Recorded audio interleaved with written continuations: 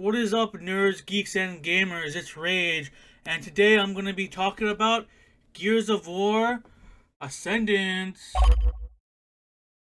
So, let me just start right off the bat by saying I was very pleasantly surprised reading this. So, I'm going to give it an 8 out of 10. I would probably give it a 7, but it surprised me enough that I'm going to bump it up. Um, I have said before I didn't like Gears 4 and 5 that much, but this book was definitely really good. It starts immediately after Gears of War 4 ends, picks up, I don't know, I think it picks up like an hour or two afterwards, something like that, maybe even sooner.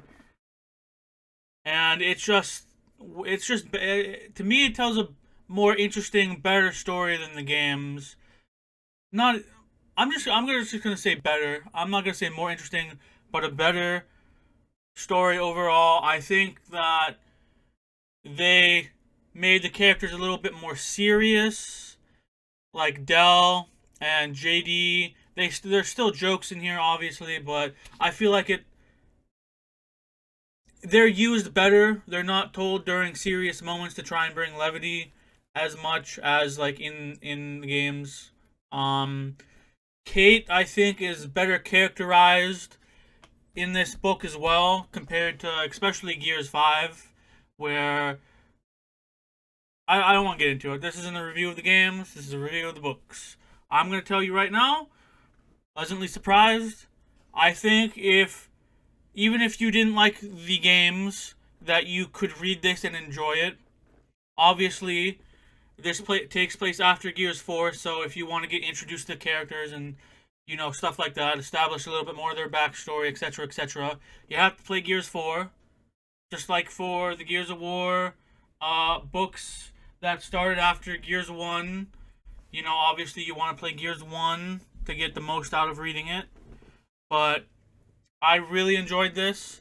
I think being able to see the thoughts of the characters and why they're doing things is obviously always almost always better in book form than seeing it in games or animation, because you can actually read their thoughts and see more of why they want to do something rather than just seeing them do something and having to kind of guess and assume, because they can't tell you without it being weird and awkward in however you're viewing it in games or in animation, like obviously. Um, but this story follows two different stories. The first one is set around Kate and Marcus, and the second one is JD and Dell. And with Kate and Marcus, they end up going back to the village, Umsen, because they saw on the Bard bots, the DBs that were sent there after Kate and them made it to New Etheria. They saw that there were still kids alive, so Kate and Marcus sneak out and go to the village. But before they actually get there, they notice that there's smoke coming from one of the a small road leading away from Umsen Village, and obviously they look around and they see there's tracks of people and realize the kids probably made their way back to another village. South Village is what it's called, which I assume is south of Umsen. So they follow the trail, they get there, they get attacked by Swarm, and they're making their way to another section of the village when they end up getting stuck on a gondola, I think. Gondola.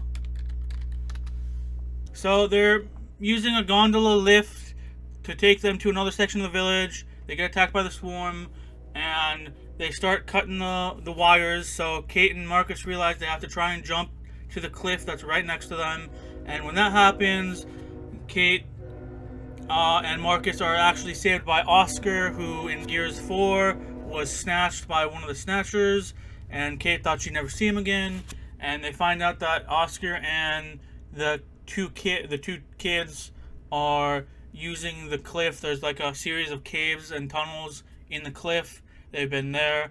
Um,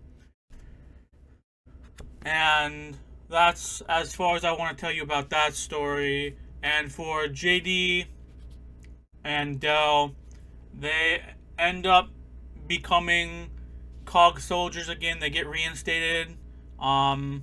First Minister Jin is willing to waive away their desertion and bring them back with a clean slate, and they accept because they think that they can do better. They can do better as part of the in group rather than being from the outside, staying as an outsider with Kate and that. So they are tasked with going to another burial site, another locust burial site, where they end up getting there, and the swarm breaks through the burial capsule, the thing that was covering the whole locust burial site, and having to fight for their life to try and escape. But they have to try and warn Jin about what's happening because their plane ends up getting damaged and their pilot is assumed dead because she got hit like right in her core with a giant piece of metal. So they try and find a way to let Jin and the coalition of ordered governments know what's happening. And that's all I want to tell you about that. Like I said, 8 out of 10. I bumped it up +1 because I was surprised that the story wasn't bad, which obviously is kind of mean to the author.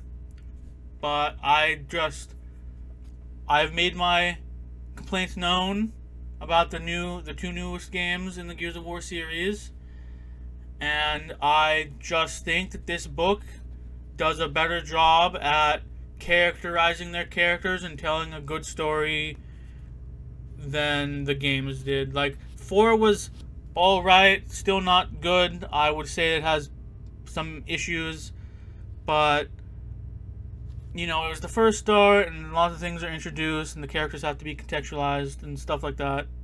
So I'll give that a pass, but this book was really good and I would say that you should read it, which is a nice surprise to be able to do that. So please, please, please, if you don't like Gears 4 and 5 and you haven't read the book singular right now, because I haven't read the other one yet, read it, and I think it'll make your enjoyment of the games more. I think you'll enjoy the games a little bit more after reading these. I think that it does a lot, especially for Kate. I think it does a lot to help make Kate more relatable and more interesting. And like I said, I